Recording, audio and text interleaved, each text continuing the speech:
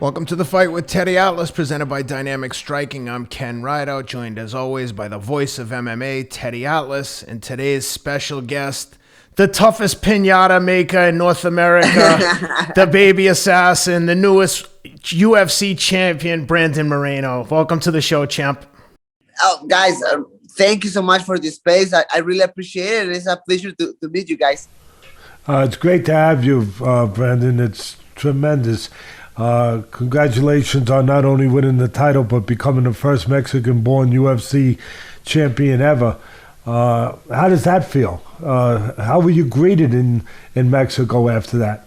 Nah, right now, my hometown, my city, Tijuana, is crazy. Everybody knows who is Brandon Moreno, and I can't even believe it. It's a dream come true for me. I'm living the dream right now, and it's so special because I worked so hard for this. Like I said before, I have 10 years like a professional, 15 years doing this sport, and it's crazy. A lot of work, a lot of sacrifices, dedication. But at the end of the day, I'm the champion right now. That is the most important thing in my career right now.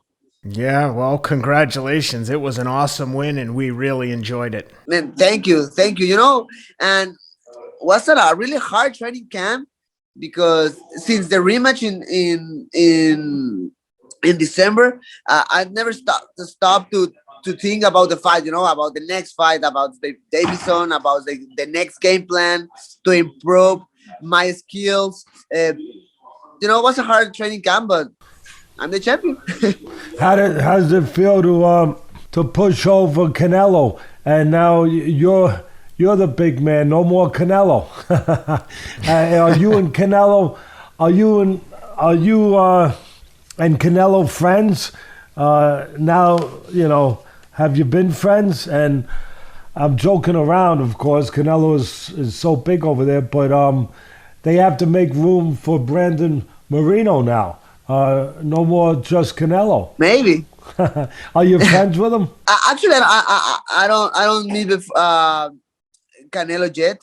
He's an amazing boxer, and obviously the culture of boxing in Mexico is really, really important. It's a national sport in my country, in Mexico, and mixed martial arts is a new sport for the country. I mean, it's new for the world in general. Imagine how new it is for my country, for Mexico. So I think I'm doing the things very well, and have a special place in the combat sport, like you said, like Canelo is in Mexico right now. It's special, and it's nice, and I enjoy it so much. What's interesting to me, Brandon, is that you just touched on it, and it's so true. I mean, Mexico has such a deep history, great tradition of fighters, of boxers that are world champions, just tremendous. Some of the greatest of all time come out of Mexico. And what made you go into MMA? Because you would think that it would be boxing, right? You would think so. Right. I mean, with the history there. What made you go into MMA? It's crazy because when I start to try to find something to do, to some sport to do, Tijuana in Mexico is, the history of boxing is huge, but in Tijuana we have a lot of champions from Tijuana. So it's curious, a lot of boxing gyms in Tijuana, but the first gym I meet was a mixed martial arts gym. I'm started to train in Entram Gym in Tijuana with my coach Raul Arbizu, and again was the first sport I'm start doing. I don't do before like boxing or football, soccer or something like that. I'm starting mixed martial arts, and I'm new that I'm that new generation of fighters who start to practice everything, like Brazilian Jiu-Jitsu, wrestling, kickboxing, Muay Thai, and all that stuff. Are you aware of how great the tradition of, I mean, I know you mentioned it, obviously you understand the tradition of boxing in your sport. It's a national sport, and a national tradition. It's part of the culture of Mexico. You could go that far. But do you realize, are you familiar with some of the great fighters, the great boxers from Mexico. Do you know who they are? Obviously, yeah. In Mexico, everybody knows who is Julio Cesar Chavez. I mean, for sure. You know, in Yeah. Mexico, everybody knows who is Juan Manuel Marquez, or everybody knows who is El Terrible Morales. And when I'm starting this sport, and like 3 years ago, when I'm starting specifically in boxing, I start to train boxing. I'm trying to think a lot of, for example, for me, my favorite Mexican boxer is Juan Manuel Marquez. For me, he's aggressive. He has a lot of hurt, but at the same time, he has a lot of technique. You know, good foot movement, good head movement too, and good combinations. And I love it. Yeah, he's very smart, and a great fighter. I mean, you've had so many great ones. Have you heard of guys like Salvador Sanchez and Carlos Zarate and Ruben Olivares? Have you heard of them? I hear about them before. Obviously, I don't saw his fights, but I know who they are. Hey guys, want to take a minute to give a shout out to our newest sponsor, Magic Spoon. If you've heard us talk about this before, it's the healthiest cereal out there. I used to love indulging in cereal when I was younger, but most of the cereals today are so full of sugar and carbs that I've had to forego my favorite indulgence. But with the addition of my 4 children, we now have cereal in the house all the time, so it was refreshing to find Magic Spoon with 0 grams of sugar, 13 to 14 grams of protein per serving, and only 4 net grams of carbs in each serving. We've been eating a lot of this stuff, only 140 calories per serving. It's keto-friendly, gluten-free, grain-free, soy-free, low-carb, and GMO-free. We've been getting the variety pack, 4 flavors, cocoa, fruity, frosted, and peanut butter. The kids usually mix the cocoa and peanut butter to make a peanut butter cup cereal. Again, I've been snacking on this stuff like crazy, but it has so much goodness in it. I've been doing it guilt-free. Go to magicspoon.com/Atlas to grab a variety pack and try it today. Use our promo code ATLAS, ATLAS, at checkout to save $5 on your first order. That's magicspoon.com/Atlas. Use the promo code ATLAS to save $5 on your first order. Hey guys, today's episode is also supported by Athletic Greens, the all-in-one daily drink to support better health and peak performance. I love this stuff. I've been saying it for the last couple of years. These guys spent 10 years with the top nutritionists and doctors to create this formula. It's made from 75 whole food sourced ingredients. It's got vitamins, minerals, prebiotics, probiotics, and antioxidants. Consider it like an insurance policy for your body's health and immunity. This is all you need to stay on top of your immunity with 12 servings of fruit and vegetables. No need for multivitamins or whatever else you're taking. Athletic Greens has you covered. Special offer for our listeners, Athletic Greens has given 10 free travel packs with your first order. So whether you're looking to boost your energy levels, support your immune system, or address gut health, Athletic Greens is the way to go. Simply visit athleticgreens.com/Atlas to claim the special offer of 10 free travel packs with your first purchase. Again, that's athleticgreens.com/Atlas. Brandon, everyone's journey is different. And you had a very difficult journey to get there. I mean, and it's a tremendous story. Your story, it really is. It's a tremendous story, and it's an inspiring story for other people to be able to follow and have hope that they could do something like you did. I mean, you were cut from the UFC after losing 2 fights, and then you get the title shot finally, and you get a draw. I want to ask you a question. Was there ever a time where you stopped believing that you would be a champion? Did you ever lose your faith or your belief? Actually, my 2018 was the worst year of my life so far. And in that moment, every single morning,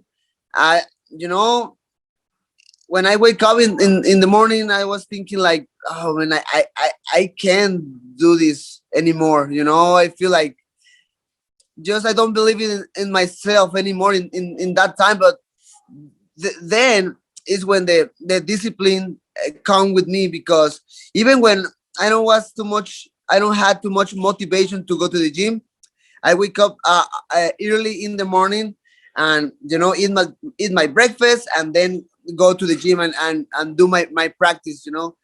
Was a hard time for me, definitely, because that was like an snowball. UFC released me to the company, and then a lot of other problems, like problems with money, personal problems with my family, and a surgery of my daughter.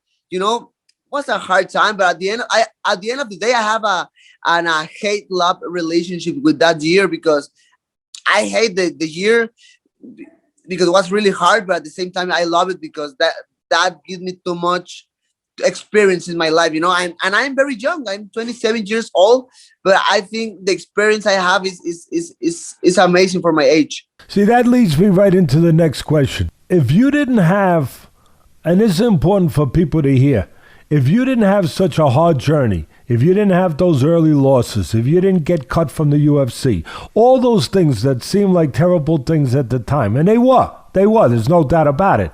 But if you didn't have that happen to you in your life, do you think you would be where you are today? Man, I really feel in the bottom of my heart, I needed that. And it's crazy. It's crazy because you don't want that in your life. You work so hard for good things in your life, but the real life is just like that. Is something bad happened? Is the real situation of in the life? So yeah, definitely yes. If I needed that in that kind of experience in my life to be what I am right now. Beautiful. I figured that everyone should hear that. Everybody should hear that, Brandon. That you have to go through the fire sometimes to get to the good place. Yes. To form you, to make you, to create you. It's very painful. It's very painful because obviously you don't want that. You want just happiness in your life, but it's not the real life. That you're so right, but you're happy now. Yes, you're happy now, and it was worth before, it. That's right. You know who you are? You are the Mexican Rocky. You know the Rocky movie? Oh my goodness, that sounds amazing. Thank you so much. Maybe you are. Maybe I love the character of Rocky. He's a warrior, and I really believe I'm a warrior too. Yeah, Brandon, I think when, like Teddy was saying, before you were released from the UFC, you were the lowest rated pick on the Ultimate Fighter. I mean, if you could ever find some motivation, that was it. Because when I read that, I'm like, oh, what a great redemption story to come from the last pick. No one wants to be the last pick or the lowest rated pick. And now you're the champion looking at all those guys. How does that feel? No, I mean, what a journey, because yes, it's what a roller coaster. I went to the Ultimate Fighter tournament, like the less favorite, like the underdog. My life is the underdog, like so far. So I went there into the Ultimate Fighter. I was very angry and with a lot of fire inside of me to try to prove something to the company, to Dana White, to the matchmakers.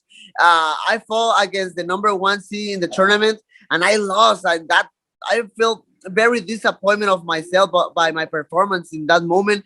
But I tried to use that tournament, that show, to try to learn something more. I remember my coach of the season, Joseph Benavides, teach me a lot of different things, and I use that show like a training camp, actually, to improve my skills.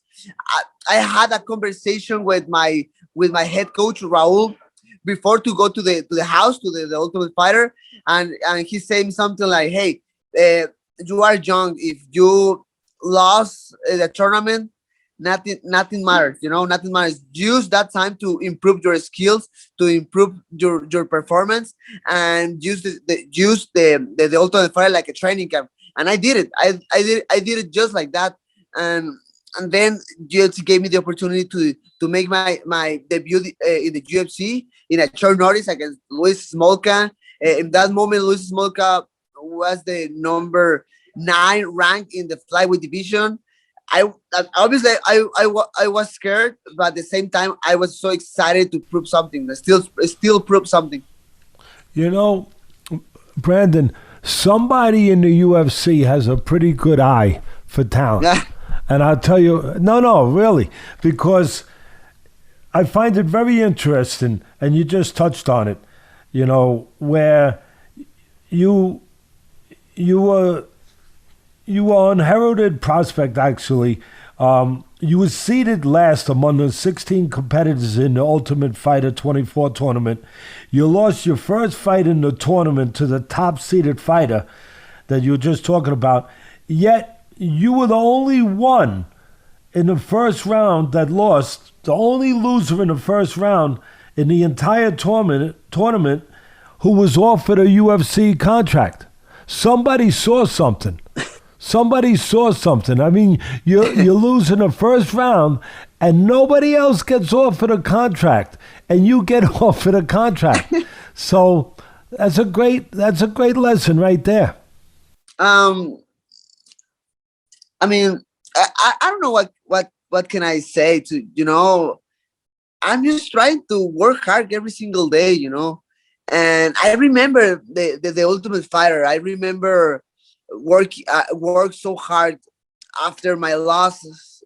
Actually, it was the first episode of the season, you know. Was the first fight of the season. I lost early in the competition, but again, I used it all that time to improve my performance, improve my skills, and I did very well. Actually, my coaches in that season watched something special on me. You know, my coach Joseph Benavides talked with the matchmakers of the UFC and say like, "Hey, this guy is a hard work," because he told me this history. Like after the show, the matchmaker went with my coach Joseph Benavides and started to ask him like, who you think deserve a opportunity for to get the contract in the UFC in the company, and he started to say some names, and he say my name. Like that was special, you know. When I went to the UFC, I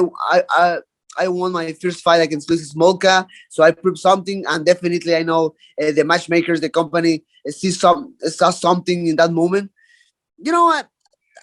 I just try to prove something in my life. You know, I want to prove I really love this sport. You know, I want to talk about the fight. You ready to talk about the fight now that you won? I'm ready. All right. Here's what I saw. You tell me where I'm right and if I am right. Okay? Yep. Everybody talked about in a simple way that you were more aggressive, but I saw much more than just that. I saw a tremendous game plan. Tremendous. And I saw someone who knew there was no margin for error. You knew you were in there with a guy that was dangerous. You knew you couldn't make a mistake. And you were prepared for that.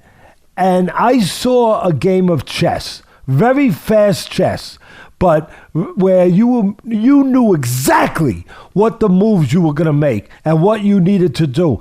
And yeah, you were more aggressive, but in a very controlled, cautious way where, and I'm going to use a word that a lot of fighters don't use, but honest fighters do use it. They understand it. They're not afraid to use it. I'm going to use a tough word.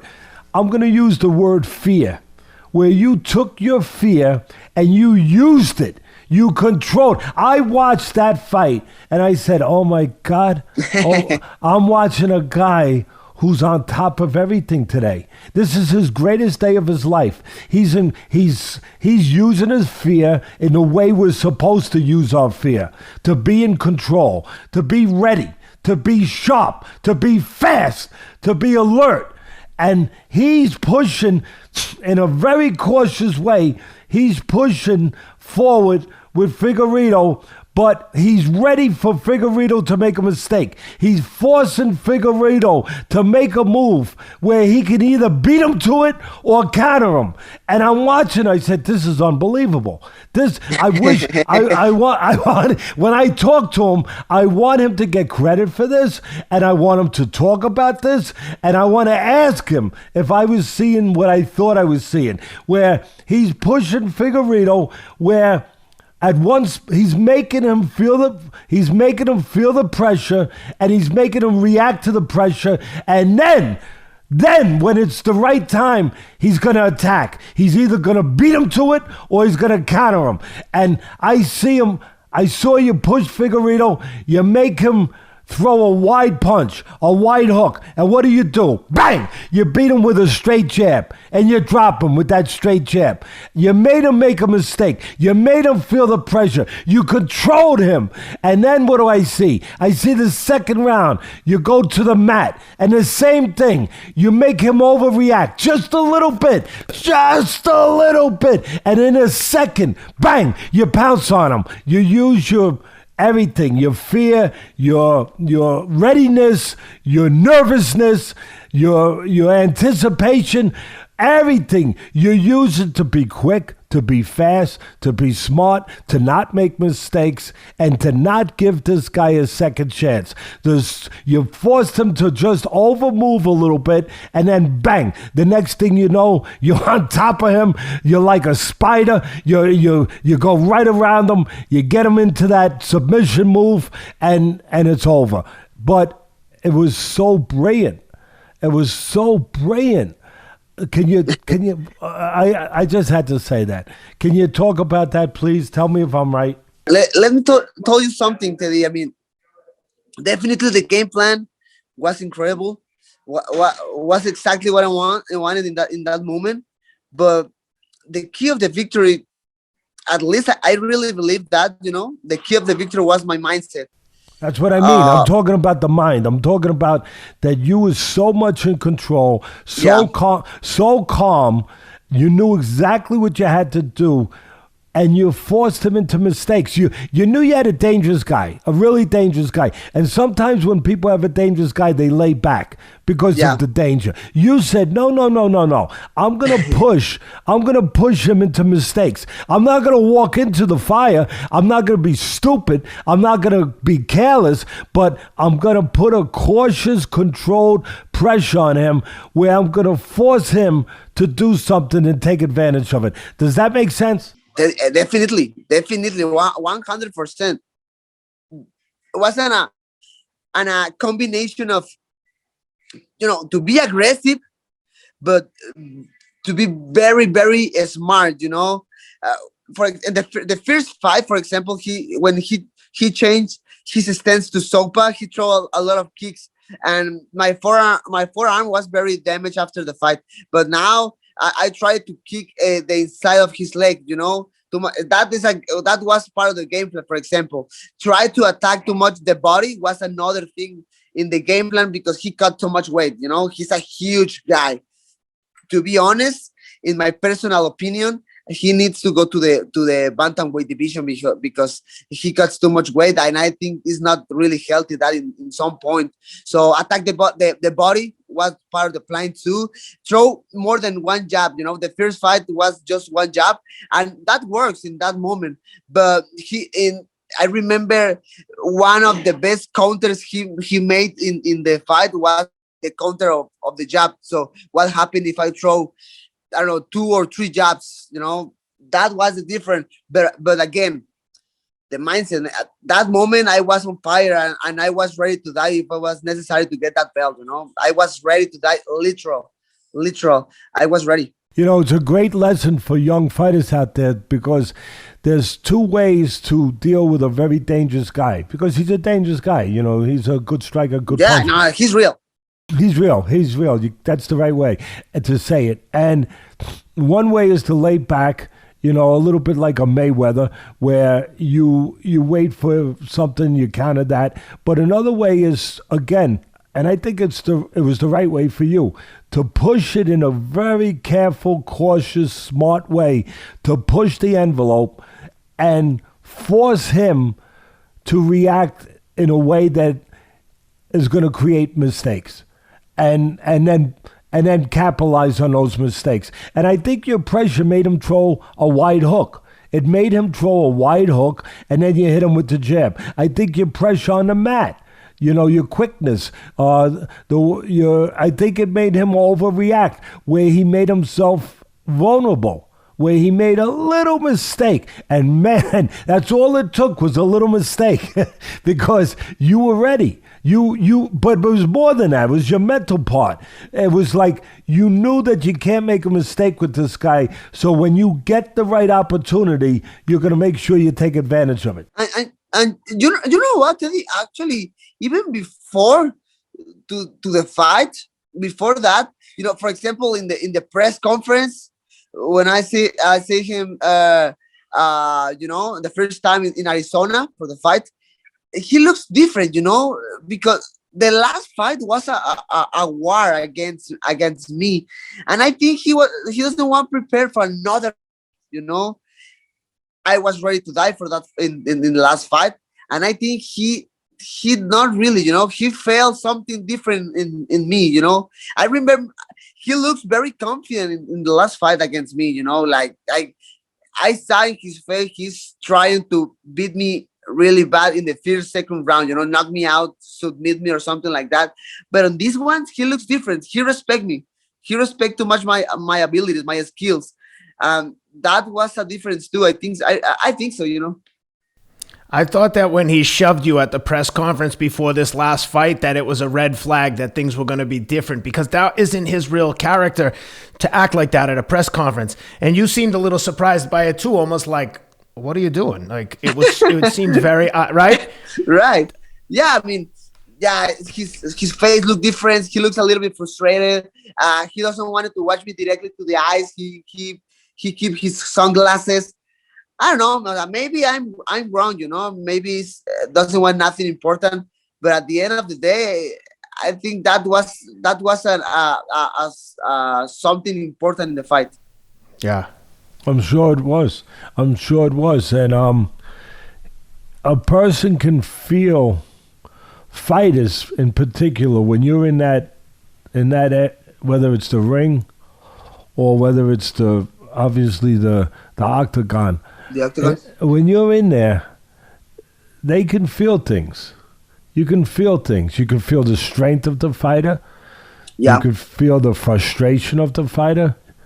You can feel the belief of the fight. I always say 75% of this game, Brandon, in my business, in boxing, and I would say it's the same in yours, but in mine, I always say 75% of it is mental. Would you say the same thing? Definitely. The technical part is very important. Actually, my training coach, my boxing coach, sorry, he tried to talk too much about that with me. Like, the technique is very important. You need to have like the best technique you can have, but the mental part, is something different. You can be really, really technical, but if you don't believe in yourself, nothing else matters. I can see right now guys who doesn't have a really good technique, but his mindset, they are really brave and doesn't care nothing in the fight. They just want to win the fight, and that's it. Obviously, when you start to go forward in your division, in your sport, you need technique too. But again, mindset, the mental game is another different thing.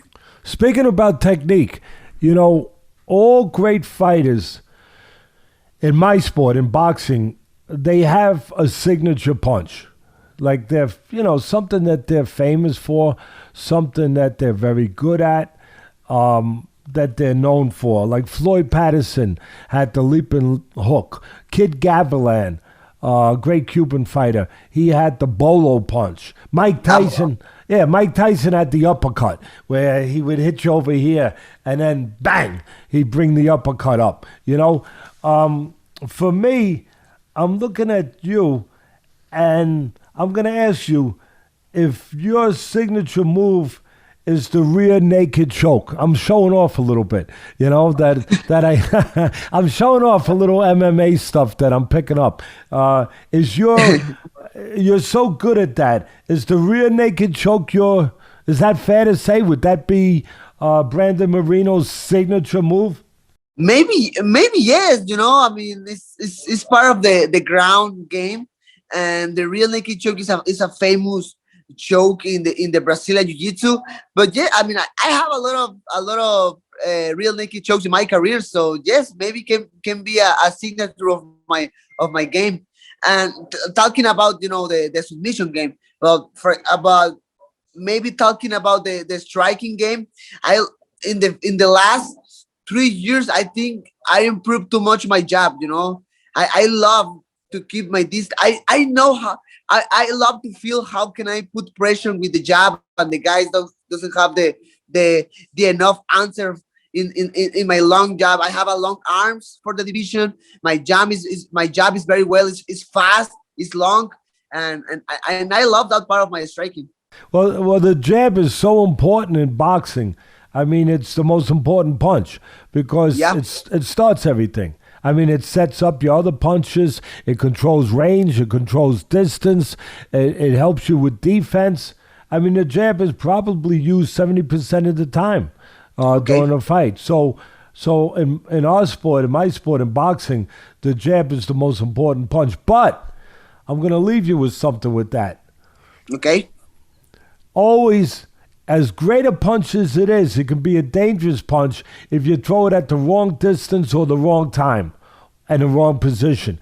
Because remember, you're looking to land a jab, they're looking to counter you over that jab. So if you throw your jab from a little too close, bang, the guy can counter you with a right hand. It has to be thrown from the right distance. It has to be thrown from the right position. It has to be thrown at the right time. Because then the jab can become a bad punch. It could become a good punch for the other guy. Yes. That for me, that's, like anything. You have to respect what you're doing, and you have to... Anything can be very good, but if you don't do it at the right time, it can also be very bad. And for you, just remember, sometimes if your instincts tell you, hey, he's looking to counter me with something, don't throw the jab from there. Instead, give him a little feint and move to the side and jab from somewhere else. Nice. I love it. I'm agreeing with you. That's why you are a legend, Teddy, actually, definitely, you know more about that than me. But yeah, I just this last maybe 3-4 years, I'm trying to improve too much my boxing. I meet a boxing coach. He's amazing. He changed my life so far with my striking. His name is Drift Cortez. He worked before with a lot of champions from Tijuana. He worked with Antonio Margarito and another guys, and he showed me the basics. And I think right now my boxing is really good. Yeah, well, he's done a great job. There's no doubt about that.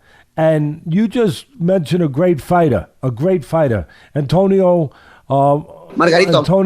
Margarito Barrera. You're talking about Barrera, right? Or no? No, Antonio Margarito. It's a guy from Tijuana. He was a world champion.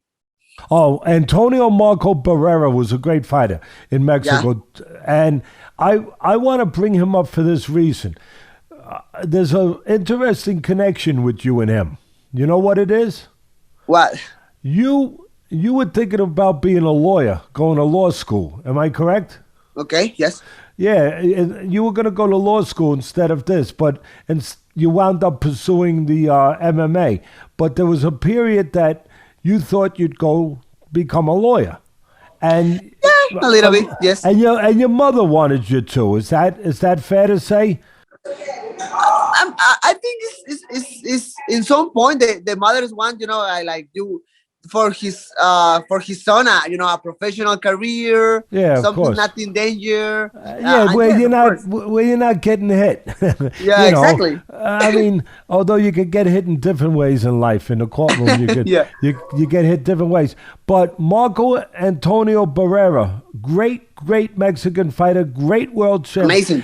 He went through the same journey where, if my memory serves me correct, he was going to be a lawyer. Matter of fact, he might have even went to law school. Really? Yeah. If you ever meet him and No, talk to him, to be honest, I don't know. I don't know a lot of boxers. Actually, I live in Vegas. I have a few months living here in Vegas, and I meet Nonito Donaire. I'm start to train with him, but I don't know like a lot of Mexican boxers in person. you're going to wind up knowing him now that you're a champion. Because you have that in common. Hopefully, yes. No, you will. You have that in common with the Mexican heritage and history and pride. And if you do, ask him about that. Say, hey, Marco, you were going to be a lawyer?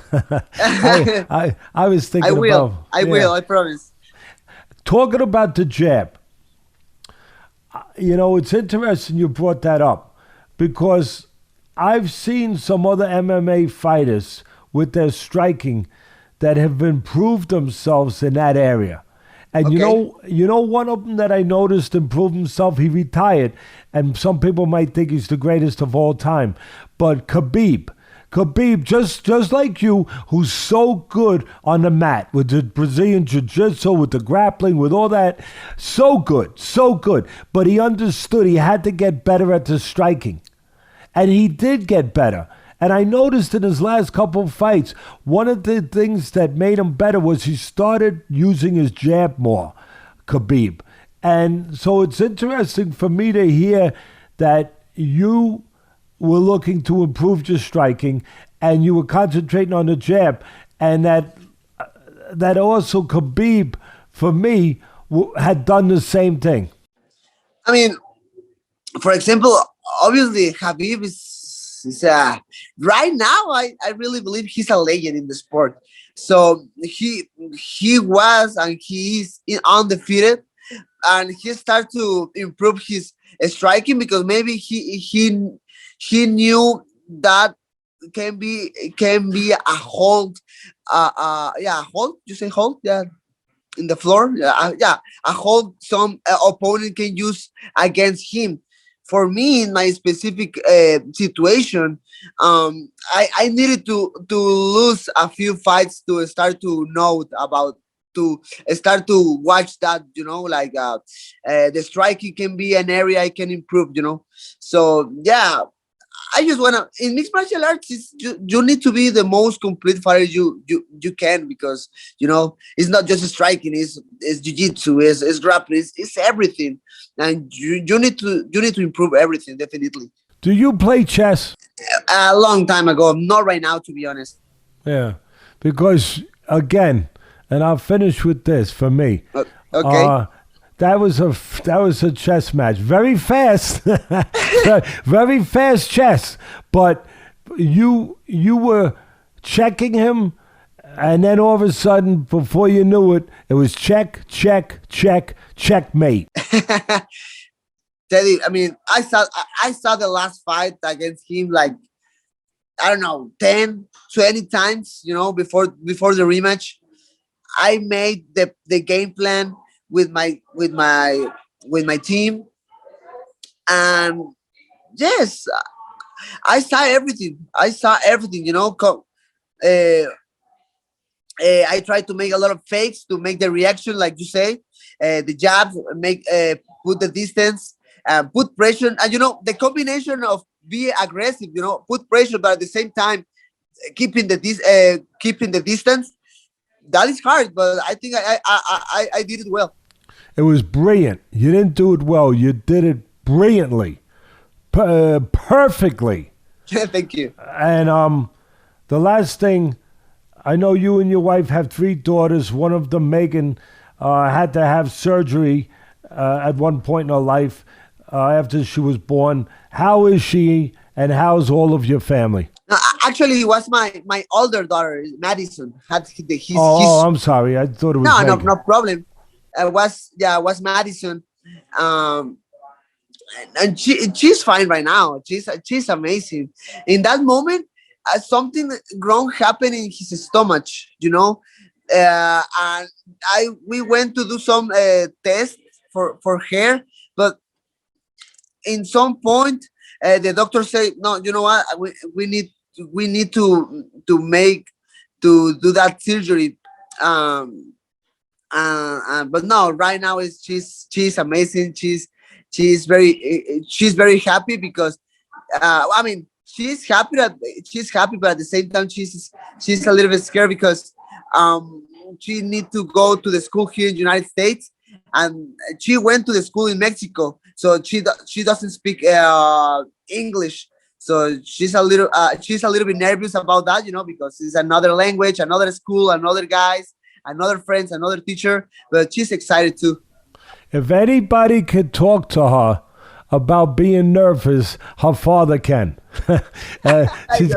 She's got the best father in the world to talk to her about that and teach her how to control it and teach her that it's normal to be nervous and everything's going to be okay. Daddy, thank you so much. I know, you know, I try. And anybody knows how to be a good father when you're starting this. But I just try to put a lot of love of my three daughters, and that's it, you know. Hey, Brandon, one thing before we let you go, you mentioned earlier that in the build-up to the fight that you mentioned your mindset that you were ready to die in there. And I've heard other great champion, Israel Adesanya, say the same exact thing, that when it comes time to get in there, especially in these title fights, that you're ready to lay it all on the line. Can you talk just a little bit about that mindset and like how that preparation, what kind of preparation mentally that you put in to get ready for this, to get into that headspace? I mean, was literal. I was ready. I was ready to die. It was necessary to get the belt, you know. First of all, I have a lot of help with my mind, you know, because this sport, you know, the combat sports in general are so hard, you know. A lot of stress, a lot of pressure, you know, a lot of media talking about you, talking about your next fight. What happened if you lose? Are you you're thinking about that? You know, your opponent in other interviews talking about he want to kill you and he want to knock you out in the first, second round. That is very stressful. I have a mental therapist. She's from here, from Vegas. His name is Aleti Almedo. She's amazing. She helped me too much with my mind, and working on that. In the middle of the fight, you know, before to start the first round. Walking to the octagon, actually, I was thinking about all my dreams, you know, thinking about my family, thinking about my daughters, my wife, my parents, you know, the people who support me in all this journey, all the hard work and dedication I put in this, you know, literal, I was ready to die in that moment. Well, we're glad you didn't, and congratulations on the win. We're very happy for you and look forward to having you on again as you defend the title, I'm sure, many times from now. We want to be sensitive to your time. I know you're in Vegas. I'm sure everybody wants to talk to you. Teddy, you got anything else before we say goodbye?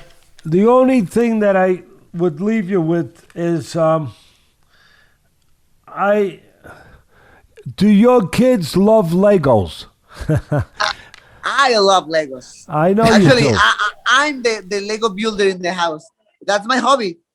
You know, when I try to get some a good Lego set, and in you know, and in the night before to go to the bed, I'm trying to build a little bit Legos. You know, just to distract myself to the competition, to the training camp, to the training in general. And that's my hobby, and that works for my mind. You know, try to distract myself. Very good. Are your kids into Legos? Do they build them? My older daughter, yeah, she builds sometimes with me. That's beautiful. Well, again, listen, Brandon, congratulations. Have a long, long reign as champion, but even more importantly, have a long, long reign as a great father and also as a great just inspiration to how to behave like a champion and how to never give up on your dreams. There's a lot of people out there that will follow that, and they will be better off for it. So continue to be the champion that you are in the ring. Continue to be that outside the ring. You're a special person. They really appreciate it. Thank you so much. And guys, thank you. Thank you so much for your words. It was really nice to talk with you. And hopefully we can talk again in the future. And I promise I will work so hard to keep this belt with me. I know you will. And good luck. Thank you, guys. Really appreciate it. Thank you so much. Thank you, Brandon. Thanks for being with us. Thank you. Have a good day. Take care, Brandon. Thank you.